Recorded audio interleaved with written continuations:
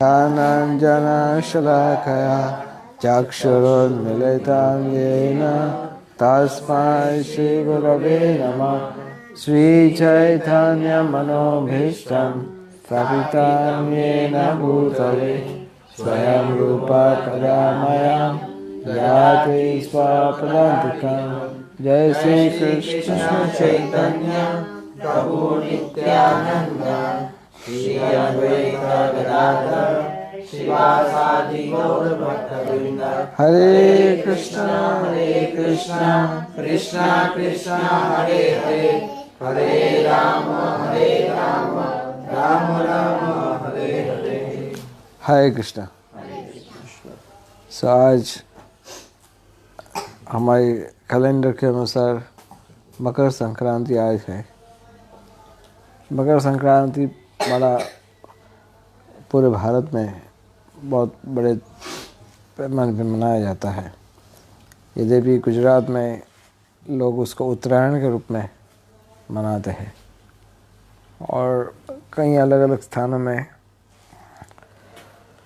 अलग अलग प्रकार के उत्सव होते हैं। कुछ लोग कहते हैं कि विष्णु पितामह उत्तरायण तक का वेट किया था, उसके बाद फिर उन्होंने शरीर छोड़ा था। लेकिन उत्तरायण शब्द का एक दूसरा अर्थ भी होता है। उत्तरायण शब्द का अर्थ होता है कि जिन्होंने उत्तरा माता उत्तरा उनके गर्भ में प्रवेश करके जिन्होंने परीक्षित की रक्षा की थी, वो कृष्ण उत्तरायण या उत्तरायण। और उत्तरा की रक्षा शायद इसी दिन हुई थी। वो I am not sure but I can check. Uttarayan, Uttara के गर्भ में कृष्ण ने जाकर के परीक्षित की रक्षा की थी, इसलिए उत्तरायण नाम पड़ा।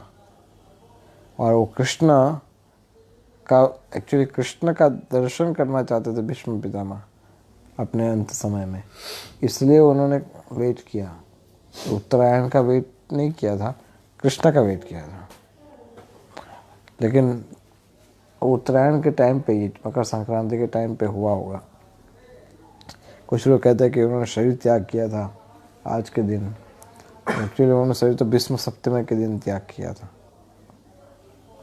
वो तो अभी आएगा शायद भीष्म सप्तमी।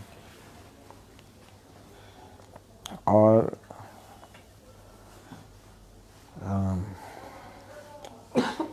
चैतन्य महाप्रभु ने संन्यास लिया था।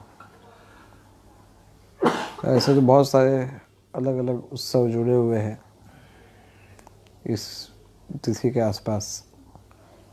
और आज के दिन गोपाल भट्ट गोस्वामी का आविर्भाव दिवस है। 6 गोस्वामी जो है वो वैष्णव, विशेष करके गौड़ीय वैष्णव परंपरा के आधार स्तंभ है। चैतन्य महाप्रभु की शिक्षाओं को अगर कोई भक्त पूर्ण रूप से आत्मसात करना चाहता है तो उनको 6 गोस्वामियों की कृपा की आवश्यकता है। 6 गोस्वामी की कृपा के बिना उनको पंच तत्व भगवान की कृपा प्राप्त नहीं हो सकती। ऐसे तो पंच तत्व बड़े कृपालु है, दयालु है, लेकिन उनके सबसे प्रिय भक्तों में से 6 गोस्वामी हैं। कई बार हमारे भक्त लोग 6 गोस्वामियों के नाम भी नहीं पता। इतना पता है कि वो रूप गोस्वामी, सनातन गोस्वामी, इतना पता है, लेकिन आगे सबका नाम अगर पूछा जाए तो कई बार गलती कर देते हैं। कौन से 6 गोस्वामी हैं। आई बिलीव कि आप लोग तो याद रखते हो 6 गोस्वामी कौन कौन से हैं। रूप सनातन भट्ट रघुनाथ, जीव गोपाल भट्ट दास रघुनाथ, ये 6 गोस्वामी हैं। वंदे रूप सनातनौ रघुजुगौ। रघुजुगौ का अर्थ डबल, रघुनाथ है, रघुनाथ दास है, रघुनाथ भट्ट, तो रघुजुगौ 2 रघुनाथ हैं। और श्री जीव गोपाल कौ, जो गोस्वामी और गोपाल भट्ट गोस्वामी। तो रूप सनातन के विषय में तो आप जानते हो कि दो भाई थे प्राचीन काल में, जो कि चैतन्य महाप्रभु के बड़े अंगद पार्षद थे, और वो हुसैन शाह राजा जो थे उसके प्राइम मिनिस्टर और फाइनेंस मिनिस्टर थे। सो रूप सनातन रघुनाथ भट्ट रूप सनातन का भतीजा था जीव गोस्वामी। रघुनाथ दास गोस्वामी वो बंगाल के बहुत बड़े जमींदार के पुत्र थे, हिरण्य मजमूदार, गोवर्धन मजमूदार। और गोपाल भट्ट गोस्वामी साउथ इंडिया में श्रीरंगा क्षेत्र, जहाँ पर वेंकट भट्ट नाम के एक प्रसिद्ध ब्राह्मण रहते थे, उनके बेटे थे। जब चैतन्य महाप्रभु दक्षिण भारत की यात्रा में थे तो रंग क्षेत्र में मंदिर में प्रवेश किए। बहुत सुंदर बड़ा विशाल मंदिर है और निरंतर वैदिक मंत्रोच्चार चलते रहते हैं उस मंदिर के भीतर। वातावरण बड़ा पवित्र होता है। अगर आप कभी जाओगे तो उसकी मंत्रों की ध्वनि इतने सुंदर ढंग से गाते हैं, निरंतर चलती रहती है, तो बड़ा अच्छा लगता है। वातावरण बड़ा सुंदर पवित्र वातावरण होता है।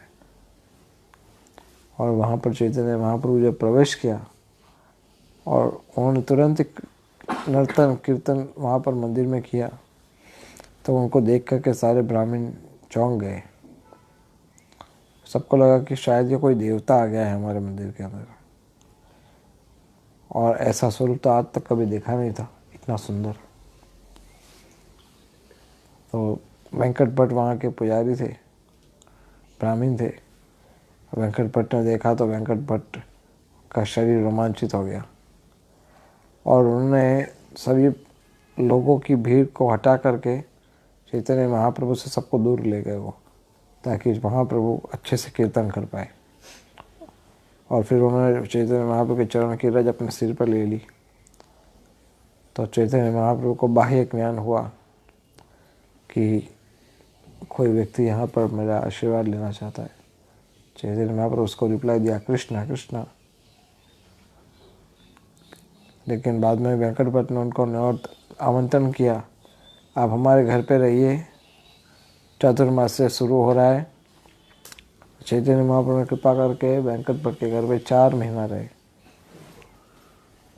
अभी भी वो घर है जहाँ पर चैतन्य महाप्रभु 4 महीने रुके थे, अभी भी है वो जगह, वेंकट भट्ट का घर है अभी भी।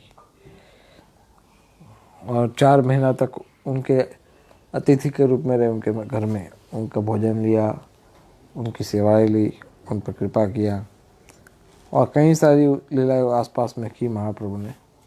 रोज हरिनाम होता था। और एक बार वेंकट भट्ट ने पूछा कि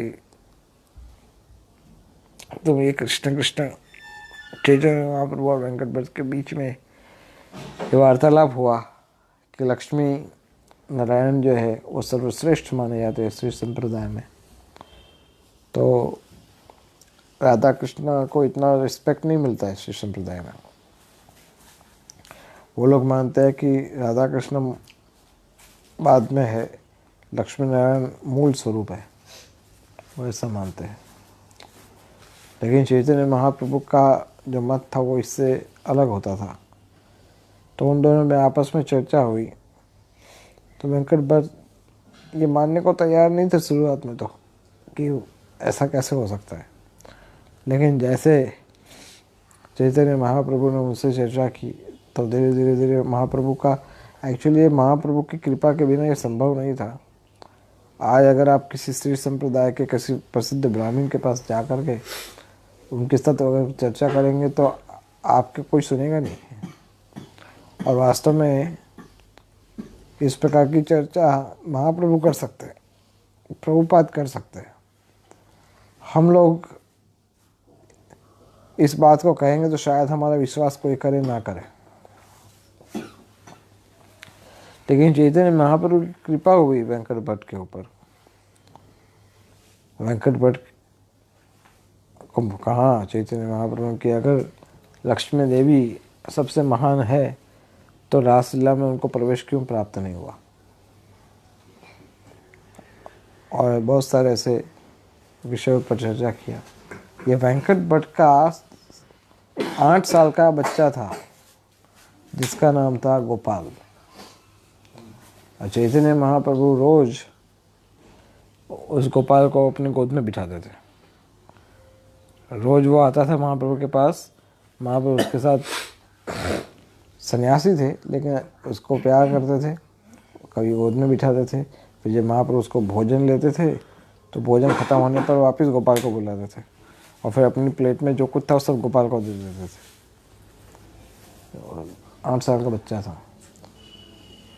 और वो गोपाल को महाप्रभु जब वो 4 मास ख़त्म हुए तो महाप्रभु जब जाने के लिए तैयार थे तो सब लोग के घर में जैसे महान पहाड़ टूट पड़ा हो कि 4 महीने के बाद महाप्रभु जा रहे हैं। तो सब भी कोई सहन नहीं कर पाया विरह महाप्रभु का।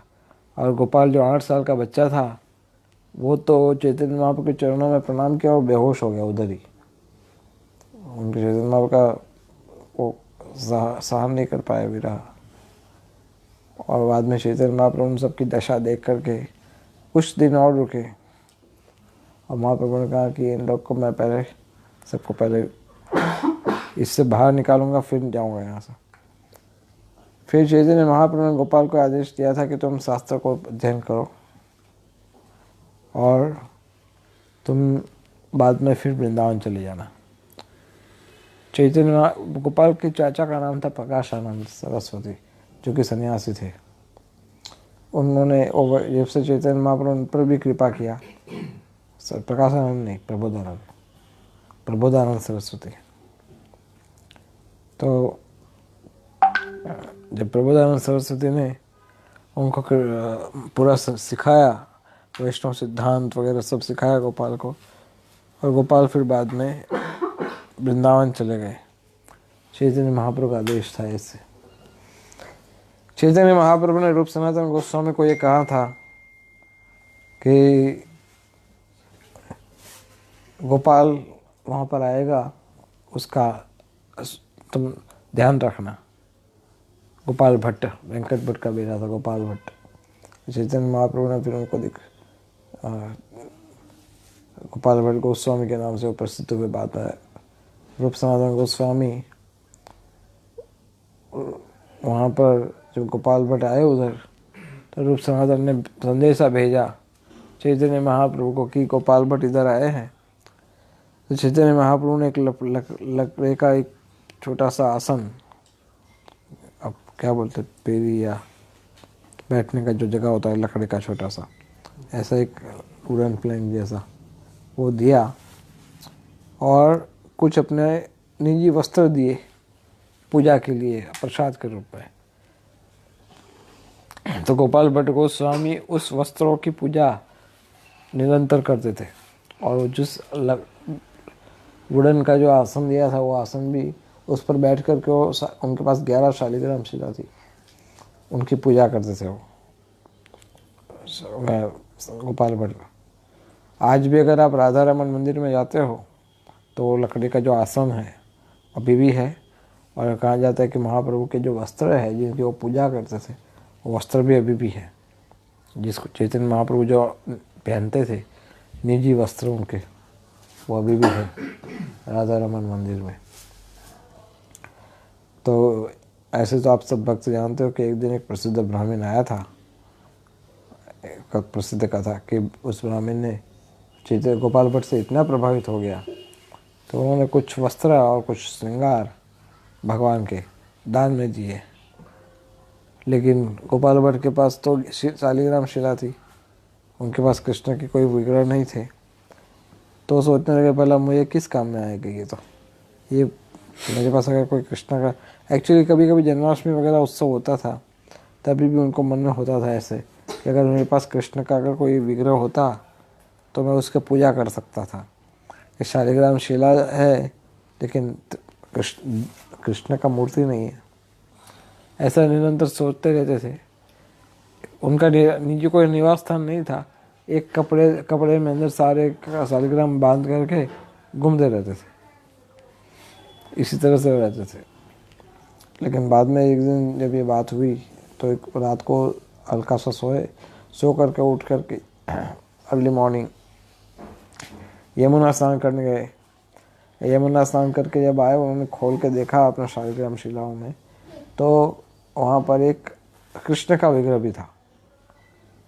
और ये कृष्ण का विग्रह देखकर वो जमीन पे लोटपोट होने लगे। और ये स्वयं राधा रमन जी स्वयं प्रकट हुए थे वहाँ पर। और ये विग्रह भी किसी ने बनाया नहीं, ऐसे कोई शिल्पी ने नहीं बनाया, स्वयंभू है कृष्ण का मूर्ति, और बहुत सुंदर है। हो सकता है कुछ लोग इसको एक्चुअली उनकी आंखें ऊपर लगाई हुई है ना बाहर से, तो आंखें बहुत ज़्यादा बड़ी है, इसलिए कई बार भक्त लोग इसको ठीक समझ नहीं पाते। लेकिन अगर आप बहुत पास से देखोगे तो उस छोटा सा इतना सा विग्रह है, एक फुट जितना है, इससे कम, इतना छोटा विग्रह है, लेकिन उसके नाखून भी है, इतना छोटा सा कृष्ण, दांत भी है उस विग्रह में। ऐसा विग्रह आप देख नहीं पाओगे ऐसे कहीं पर भी। आपके छोटे से विग्रह में वो आप गौरनिता का विग्रह आप उसको देखो, उसमें नाखून ढूंढना बड़ा मुश्किल होता है, नाखून भी है। लेकिन राधा रमन के विग्रह में सब कुछ है, इतना माइक्रो डिटेल्स, क्योंकि वो तो स्वयंभू है ना। बहुत सुंदर विग्रह है। एक व्यक्ति ने एक बच्चे ने गलती से खेल में एक सुई जब राधा रमन के इस कान में डाल दी थी गलती से, और इधर से बाहर निकल गई सुई, तो वो पूरा जो सुई था वो पूरा खून वाला हो गया। लेकिन उसी दिन उस बच्चे का मृत्यु भी हो गया, क्योंकि उसने डिटीज का अपराध किया था। उसी दिन उसका ब्लड वॉमिटिंग हो गया, वो मर गया वो।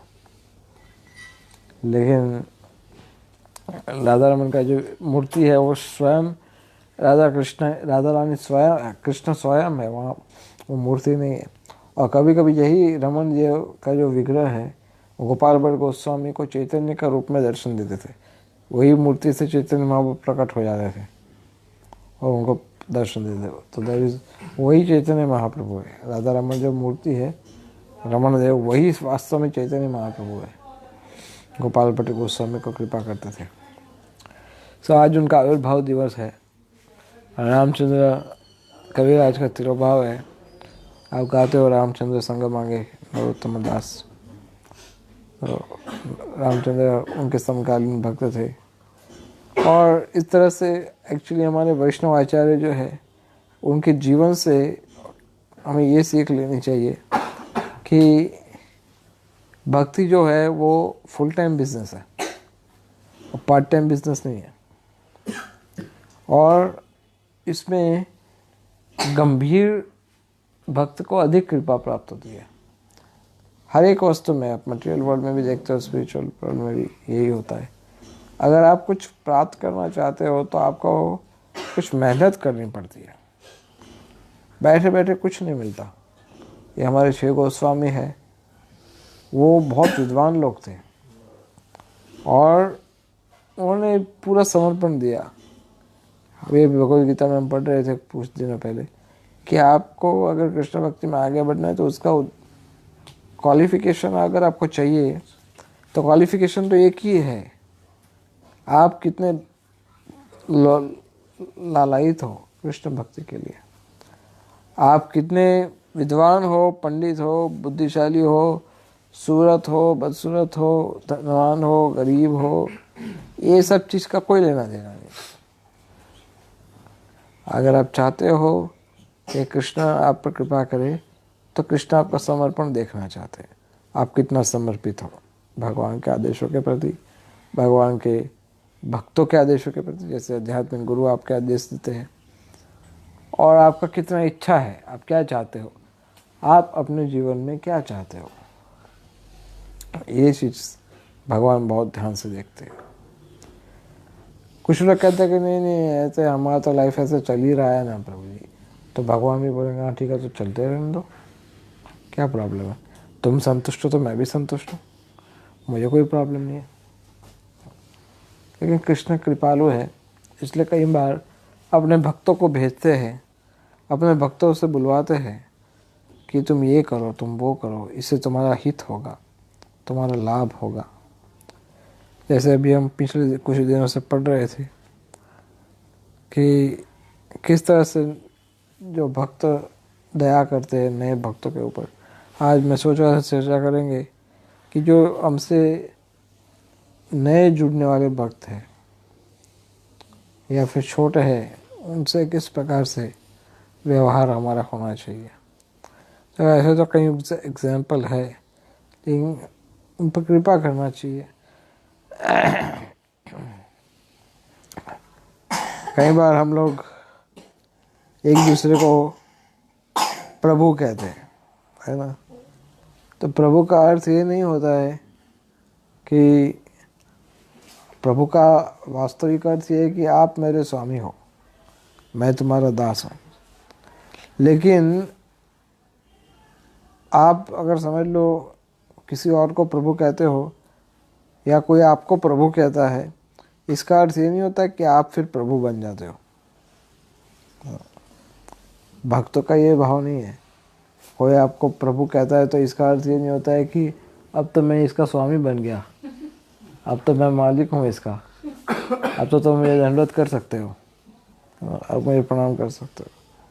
तो प्रभु संबोधन के रूप में है और भाव बोलने वाले के लिए इम्पोर्टेंट है, सुनने वाले के लिए नहीं। बोलने वाले के लिए भाव है कि मैं दास हूँ आप स्वामी हो। तो कुछ लोग कई बार गलती से क्या करते हैं, अगर जब आप उनको फ़ोन करके, फ़ोन पे भी गलती हो जाती है, आप पूछते हो ना उनसे कौन बोल रहे हैं, तो वो ये नहीं कहेंगे कि मैं ये बोल रहा हूँ, मैं हमारे स्वयं सो प्रभु बोल रहा हूँ, है ना। सुनने में कई बार ऐसा होता है, क्योंकि उनको बेचारे को पता नहीं है कि ये संबोधन तुम्हारे लिए नहीं है, वो बोलने वाले के लिए। तुम तो दासी हो और दासी बने रहो, अपने आप को प्रभु मत बताओ, अपने आप को दास बताओ। इसलिए कभी ये अपने नाम के साथ खुद ना खुद प्रभु ऐड नहीं करना चाहिए। जिसमें मेरा ही नाम लिखता हूँ और उसमें मेरे ही नाम के आगे मैं प्रभु लिखता हूँ, ये नहीं हो सकता है। जब तुम्हारी दीक्षा हुई थी तब तुम्हारे गुरुजी ने तुम्हें क्या प्रभु का नाम से दीक्षा दिया था कि स्वयं सो प्रभु अधिकारी, हाँ दास अधिकारी दिया था ना, ये प्रभु अधिकारी नहीं दिया था। तो इसलिए सुनने वाले के लिए ये सावधानी रखनी चाहिए। आजकल तो लोग प्रभु बुलवाते हैं, हमें प्रभु बोलो, बुलवाते हैं। कई बार देखा है हमने ऐसा, ध्यान रखना पड़ता है। विदेशों में जाते तो ध्यान रखना पड़ता है इनको प्रभु बोलने का, तो ध्यान रखना पड़ता है। तो पहले से कोई बता देता है आपको कि इनको प्रभु बोलना, हाँ ठीक है इनको प्रभु बोलेंगे। सो ये दुर्भाग्य है हमारा। एक्चुअली कुछ ऐसे भक्त है भी कि जो भविष्य के लोगों से इस्कॉन की रक्षा हो जाए, इसके कारण आज ये दोष अपने सिर पे उठाने के लिए तैयार है। तो एक रूप से देखा जाए तो भाव यही समझना चाहिए हमें इसके पीछे कि प्रभु शब्द जो है उसका संबोधन प्रभुपाद ने कहा था, ये एक जगह पर कि somebody is calling you Prabhu, you should not become Prabhu and treat people as servant, you also remain servant। एक बार ऐसा हुआ था कि एक भक्त था, उसने अपना पर्सनल सर्वेंट रखा था प्रभुपाद की उपस्थिति में। तो प्रभुपाद ने वहाँ के लीडर को बुलाया और कहा कि ये फलाना जो डिवोटी है उन्होंने सर्वेंट क्यों रखा है, तो फिर प्रभुपाद ने कहा, ये 1974 में हुआ था, और प्रभुपाद ने फिर उनको कहा कि गुरु भाई या गुरु बहन या फिर कोई भी समकक्षा के जो भक्त, समकक्ष जो भक्त होते हैं, वो हमारी सेवा कर, हम सेवा करें उनकी इसके लिए होते हैं, उनकी सेवा लेने के लिए नहीं होते हैं। ऐसा नहीं सोचे कि अभी ये तो मेरा गुरु भाई है ना, तो मैं उसको दे दूंगा भाई, तो मेरा सेवा करो। ये इसके लिए नहीं होते। जो गुरु बंधु, गुरु बहन या फिर उसी समकक्ष जो भक्त होते हैं, वो उनकी हमें सेवा करनी चाहिए। जब तक गुरु आपको आदेश ना दे या परमिशन ना दे, तब तक आप किसी भी भक्त को अपने सर्वेंट के रूप में नहीं रख सकते या नहीं रखना चाहिए। अगर कोई डिवोटी है और वो सेवा करना चाहता है नियमित रूप से, तो आपको परमिशन लेनी पड़ती है कि ये भक्त मेरी सेवा करना चाहता है, गुरु महाराज मेरे लिए क्या आज्ञा है, मुझे क्या करना चाहिए। तो ये भाव हमेशा रखना चाहिए। अपने भक्त गुरु भाई या उस प्रकार के जो भक्त होते हैं उनको प्रभु कहना चाहिए। इसका उद्देश्य यही है कि हम स्वामित्व का भाव ना रख करके दासत्व का भाव रखें। एक्चुअली हमारे भक्तों में ये देखा जाता है, हम सब में देखते हैं हम, कि भक्त लोग जो होते हैं वो ये विनम्रता को अनुकूल करने में भी स्ट्रगल करते हैं। ये स्वाभाविक है, क्योंकि ये हम सब में डीप रूटेड है कि हम विनम्र नहीं बन सकते। कोई हमें गाइड करे और मैं उनको फॉलो करूं, क्या मेरे में अपने में खुद में बुद्धि नहीं है? ये सोचता है। मुझ में अपने में बुद्धि नहीं है कि वो जो कहेंगे जो वो मुझे करना है। तो इसलिए हम दुखी होते हैं, हमारा, क्योंकि हमारा ईगो इतना बड़ा होता है कि हम किसी के सामने झुकने को तैयार नहीं है, और हम सोचते हैं कि हमें झुकाएगा कौन। हाँ। लेकिन वास्तव में भगवान के भक्तों के सामने और भगवान के सामने झुकने में तुम्हारा लाभ होता है। इसमें कई बार भक्त लोग क्या करते हैं, वो केवल उतना ही सुनते हैं जितना उनको पसंद आता है, और वो सारी बात को नहीं सुनते कि जो उनको नहीं अच्छी लगती है। कई बार ऐसा देखा जाता है, मस्त है, जोर जोर से बातें कर रहे हैं। ये ठीक है, अभी कांट से एनीथिंग, बंद कर दो, लॉक कर दो।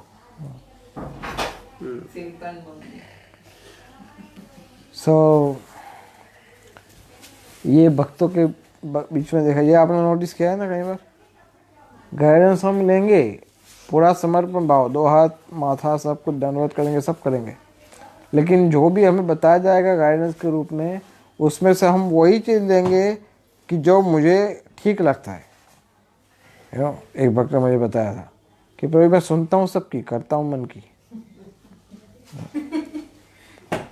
सुनता हूँ सबका, ये आपका भी सुनता हूँ, इसका भी सुनता हूँ, उसका भी, सबका सुनता हूँ, पूरा रिस्पेक्ट करता हूँ, लेकिन मैं फिर खुद सोचता हूँ कि मुझे क्या करना चाहिए, फिर मैं करता हूँ। अब फंसेगा, मैं वो बाद में उसको कहा कि मरेगा ऐसे। तो अगर ऐसा करोगे तो तुम्हारा आगे बढ़ नहीं पाओगे।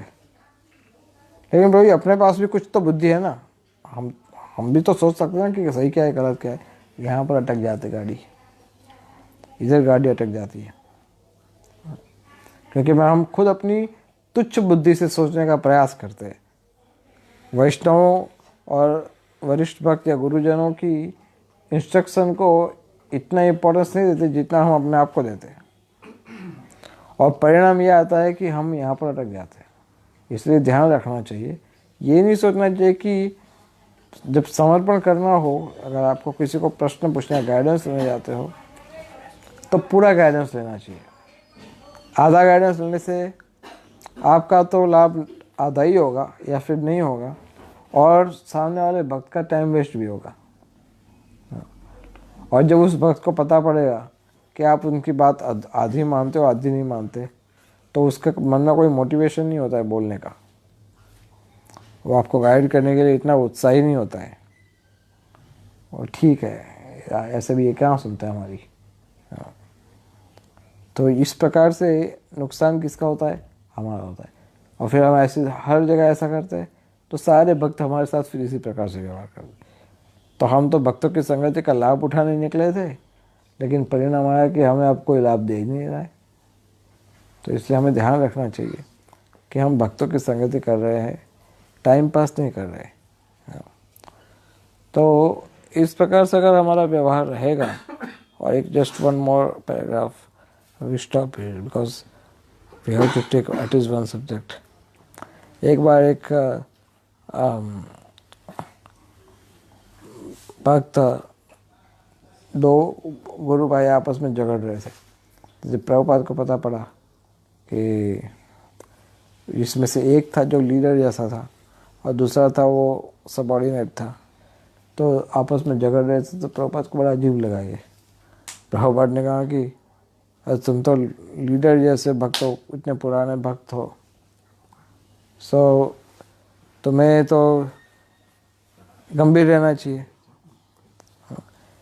इस प्रभुपाद का कहने का तात्पर्य यह है कि अगर आप लीडरशिप की सेवा कर रहे हो, अगर आप लीडर, तो आपको झगड़ा शोभा नहीं देता।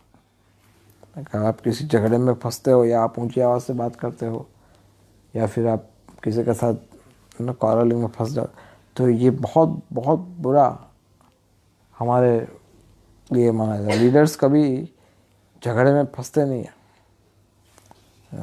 ये ध्यान रखना चाहिए। जब आपको लगता है कि यहाँ झगड़ा हो सकता है तो उसको पहले से सॉल्व करना सीखो। झगड़ा हो है तब तक की नौबत मत देखो। और लीडर्स को चाहिए कि उसको क्रोध को तो वश में रखना चाहिए। तो प्रभुपाद ने फिर उनको कहा कि आपको और गंभीर और जिम्मेदार होना चाहिए। इसलिए जो लीडरशिप का सेवा कर रहे हैं वो प्रोवोक नहीं हो सकते। अगर आप लीडरशिप आपके साथ बहुत सारे भक्त जुड़े हुए हैं आपसे, तो आपको प्रोवोक नहीं हो सकते, उत्तेजित नहीं हो सकते। अगर कोई भक्त कोई गलती कर रहा है तो आप उसको अपनी बुद्धि से समझा करके, प्रेम से समझा करके कोई तरीका उपयोग करो और उस पर कृपा भी करो, लेकिन उसके सामने गुस्सा मत दिखाओ। या क्योंकि आप फेल हो जाते हो जब आप गुस्सा दिखाते हो, उत्तेजित हो गए हो और आप झगड़ा कर देते हो, तो आप फेल, आप लीडरशिप नहीं कर पाओगे, है ना। आप उसके लिए क्वालिफाई नहीं होते हो फिर लीडरशिप के लिए। तो इसलिए ये बड़ा आवश्यक होता है कि हम अपनी जिम्मेदारियों का ठीक से पालन करें। तो जैसे जैसे भक्त जिस प्रकार के होते हैं, उन सबको उस भाव से सहायता करनी चाहिए। विशेष करके जो नए भक्त होते हैं वो छोटे बच्चे जैसे होते हैं, इसलिए उन पर कृपा करनी पड़ती है और उनकी गलतियों को क्षमा करना पड़ता है। इसलिए उनकी गलतियों पे जैसे बड़ा भाई गुस्सा नहीं करता, इस तरह से आप जो भक्त ये कार्य करते हैं सेवा का, प्रचार का, तो उनको कृपा बनाए रखनी पड़ती है सबके ऊपर, तभी आप आगे बढ़ सकते हो। So there are few things like this. Next time we will talk about कुछ इनोसेंट डिवोटीज के विषय में और कुछ उसी प्रकार के लोगों के लिए। Hare Krishna. We stop. Any question?